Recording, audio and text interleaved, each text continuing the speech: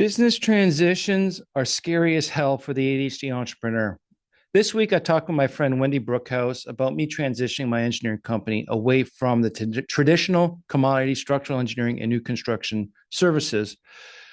And I want to concentrate more on my consulting side of engineering, leverage my 25 years of experience and get back into construction site mess cleanups, everything revolving around work equipment, fabrication shop support, and then compliance reviews and support for my customers. Okay. And then also the main reason for this transition is to be able to create more content for you, the listener, and other people for the impulsive thinker, and then developing programs and resources for other engineers and ADHD entrepreneurs. Okay. But in order for me to do that, I really want to concentrate on the work I enjoy doing engineering wise, and then also helping ADHD entrepreneurs succeed and thrive. Okay. So why is this important to you, the ADHD entrepreneur, this discussion about the transition and why it was required? Well, everyone goes through these transitions, okay? And it's scary. You're stepping away from comfort. You have more to lose if this doesn't work because you may be further in you're in your entrepreneurial journey. You have a family, you've got a bunch of debt, mortgage, and you got more to lose potentially. And then also same time, a lot of people want to do these transitions, but don't, because it's something that no one talks about. The boys tell you stay with your company a long term and blah, blah, be big. And then people don't. They make stories up to convince themselves to stay where they're at. And they tell other people things are okay. And they're afraid to talk to people about the changes. And that's why I wanted to talk about this, because Wendy was actually generally interested in why I was doing it. She supported me from day one. It made sense. But she wanted to understand the why, and I appreciated that. And that's why I shared this conversation with you.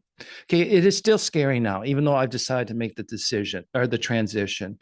And now that everyone knows about this transition, but now is action time. There's still a lot of fear and trepidation, but I'm also excited at the same time.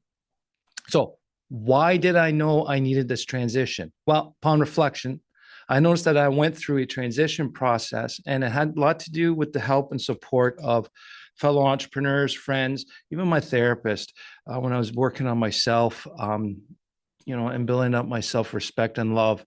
Okay. And I realized that I went through a transition process, and it involved one, recognizing burnout and energy misalignment, two, listening to my body and my body intuition. Sorry, not my body intuition, my body and my intuition. And three, that there's key challenges and considerations to take into that I reviewed. And then four, the success factors identified to make this work and help create the decision for the transition. Okay. So one, the energy and alignment. Okay. It's energy and alignment is actually what it should be. My notes have an and symbol, but I digress. So there's a difference here that we need to understand. There's work that you do that gives you energy, and there's work that you do that drains you energy. And it's painful. For the last 15 years, I would say I've been doing a lot of work that was energy draining. Why? Well, I had a service that everyone wanted, but I really didn't want to do it, but I did it anyways because I was helping people pleaser.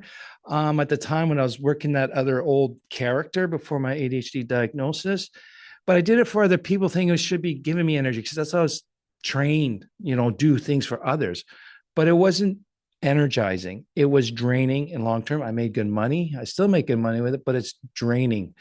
And the industry itself is very draining. So once I started realizing this type of work really aggravates me and makes me angry, I started realizing that this is not to do, and I got to start changing the way I do things. Okay. So one of my major ways of recognizing these misalignments was my emotional dysregulation was dependent on the type of work I was doing. So when I was doing work I really did not like, the people involved were always pissing me off. They're frustrating me. And my emotional dysregulation really ramped up and built up. And I started having more explosions.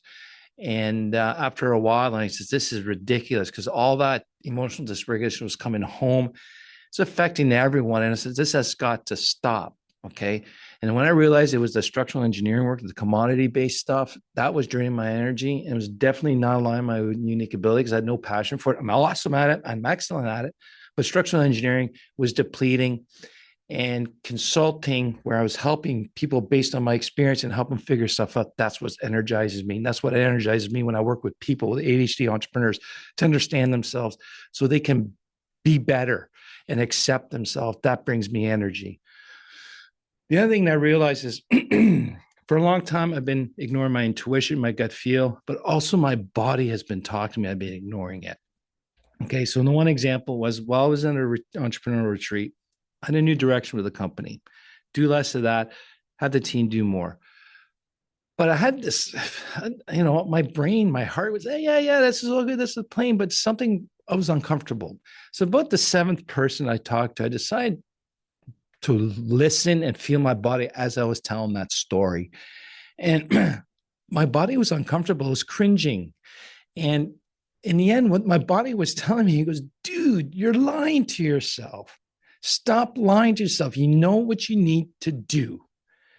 Do it, because if you don't do it now, it's not going to be good for a lot of people. Okay.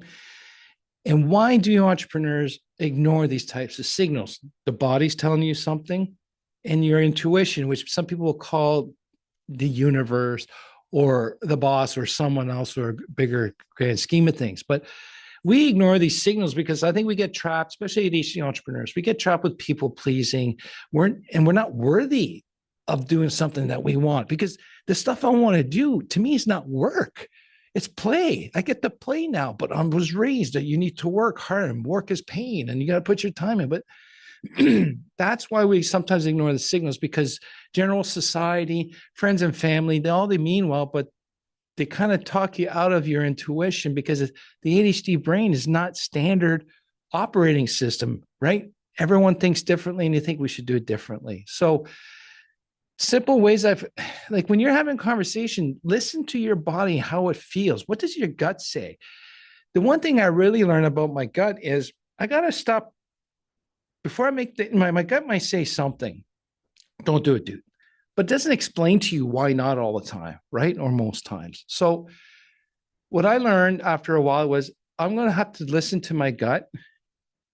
And sometimes I make a decision without understanding why the gut is saying it. In my past, I used to have the proof in the pudding to listen to my gut, then move forward. If I didn't have the proof, I would go with my original decision, which was my brain and heart, not my gut.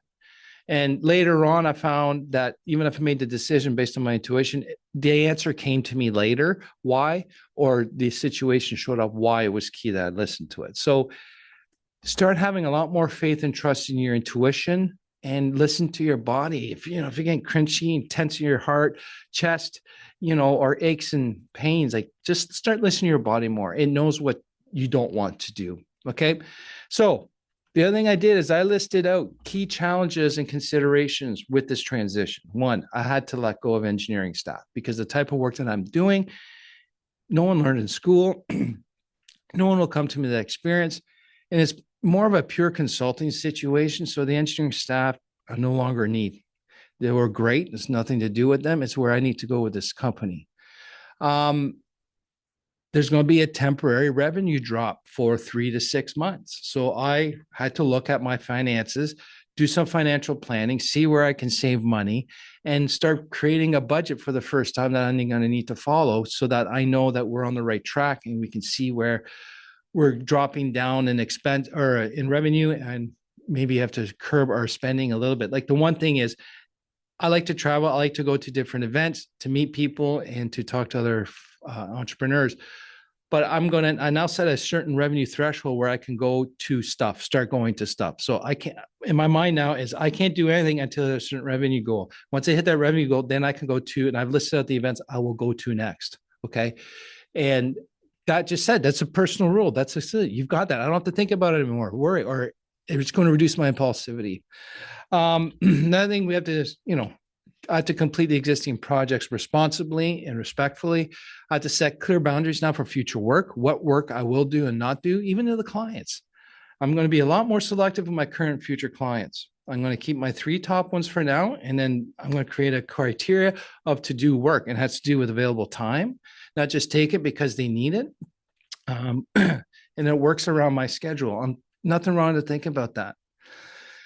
So now after doing that decision moving forward, I noticed some success factors, and what was needed for this to happen. I got a lot of feedback from other entrepreneurs that are in the similar boat and similar experiences. Okay. And that's key. Getting advice from everyone who doesn't understand what you're going through doesn't benefit you at all. The main was I have 100% belief in my new direction. And if you don't have 100% belief, I wouldn't do it. I wouldn't recommend it. But I believe that this is going to work and I need to do it. The other one was a good recommendation. Set an end date for the current company to end the old way of doing things, and then a start date to start the new transition.